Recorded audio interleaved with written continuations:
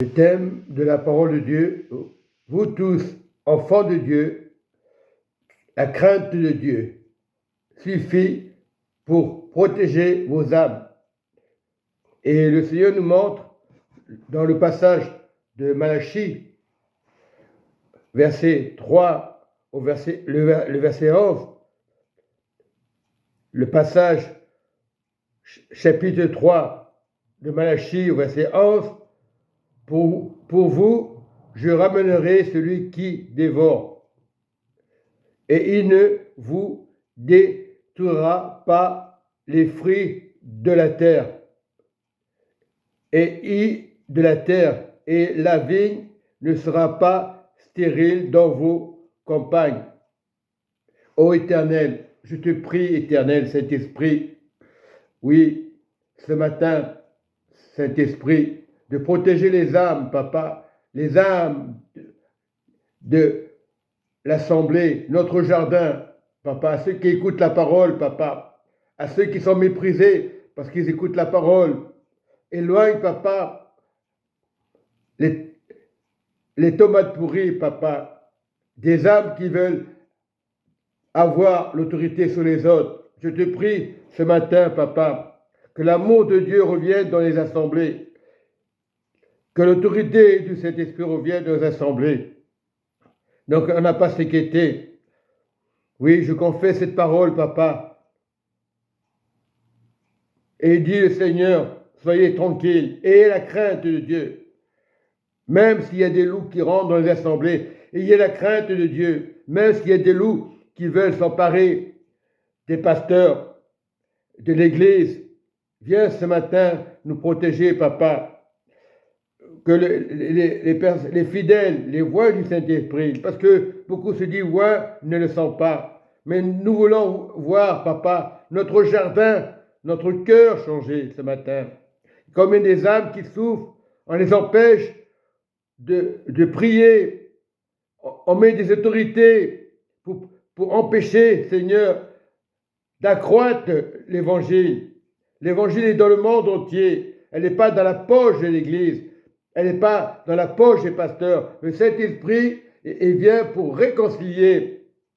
Pas la puissance de Dieu nous voulons ce matin. Il ne vient pas pour détruire. Au contraire, il vient pour encourager les frères et sœurs. Il y a combien des frères qui sont dans les maisons et qu'on les condamne, on les traite de rétrogrades. Et ceux qui parlent comme ça, ils sont rétrogrades.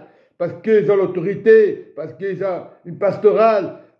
Non, protège ce matin, Papa, tous ceux qui croient dans le Seigneur, dans le monde entier, comme de fois en égoïsme, mon assemblée, c'est moi qui dirige, et d'autres personnes vont diriger. Pour ça, il faut faire attention. Même les amis de l'Église, en croyant que c'était des frères, même des amis qu'on a amenés à l'assemblée. Moi, j'ai amené des personnes aux assemblées et ils m'ont rejeté. Il y a très longtemps, dans un ministère, il y a très longtemps que je travaillais dans un magasin, une grande surface. Tous les matins, je parlais du Seigneur, de Jésus. Il a été touché, mais après, maintenant, il est indépendant d'une église. Il m'a oublié. Voilà. Donc, Seigneur Jésus, je te prie, cet homme que j'ai évangélisé, qui est fidèle, et maintenant qui m'ignore, Papa, c'est pas grave. Mais il y a un temps pour tout. Un temps d'évangéliser. Combien de temps nous parlons du Seigneur? Nous amenons des gens aux assemblées, ils détiennent et demeurent fidèles. Bravo. Mais j'ai souffert. Mais je dis, Seigneur Jésus, même nos amis, quand on l'emmène au Seigneur, ils peuvent nous haïr, on ne sait pas pourquoi. Donc, je dis ce matin, n'ayez pas peur. Oui, n'ayez pas peur. Le sang, la clé des croyants. Pour vous, je ramènerai celui qui dévore, celui qu'on a rejeté. Et il ne vous détruira pas les fruits de la terre. Votre âme, tout ce que vous avez entendu, semé dans vos cœurs. Il y en a qui veulent mettre le trouble inconscient, ils ne le font pas exprès. C'est plus fort qu'eux. Voilà. Et la vigne ne sera pas stérile dans vos cœurs, dit le Seigneur des armées. Toutes les nations vous diront heureux, car vous serez une nation de délices, dit le Seigneur des armées. Nous sommes avec l'armée de Dieu, sans faire du mal à personne, de ne pas juger les païens, de ne pas juger les voisins, de ne pas juger le frère qui va pour la première fois à l'église, qui est peut-être un ancien. On le reprend et ça c'est pas bien, parce que on veut garder des choses que les pasteurs ont semées. Et je prie pour l'église, pour les assemblées, pour tous les pasteurs qui ont semé pour l'amour de Dieu. Et beaucoup deviennent amis de pasteurs pour déranger. Pourtant, ce sont des personnes sincères et fidèles. On va les considérer comme fidèles. Mais ces gens-là veulent avoir l'autorité sur les autres. Mais ce n'est pas grave. Le but de Satan, c'est pour désunir. Si tu marches, si tu fais comme eux, on va te dire bravo. Non, il n'y a pas de bravo. Et on va tous les dimanches matin prêcher la parole, la bonne nouvelle. Et toujours dans la crainte. On dit, pourquoi le frère est parti? Il y a une cause. Il y a une cause. Parce que les ressentiments, lui-même peut ressentir. Ce n'est pas le diable. On dira, pour les millions encore, on dira, ah, c'est dans sa tête. Non, la crainte de Dieu pour l'humanité. Parce que c'est la fin. Il y aura une fin. Mais Dieu va prendre ceux qui ont été semés, ceux qui ont été découragés, il va les reprendre, le Seigneur. Il le dit bien dans la parole.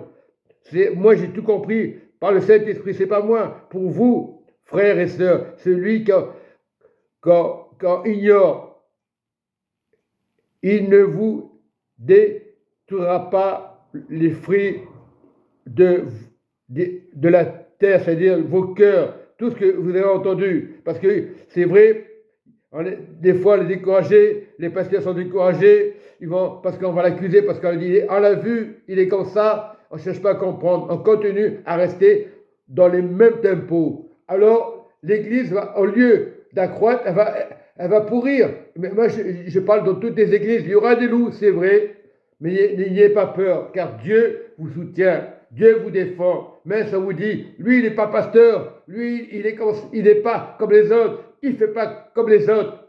Non, revenez à Dieu. Et nul ne peut vous détruire si vous êtes avec le Saint-Esprit. Soyez bénis. Amen et Amen.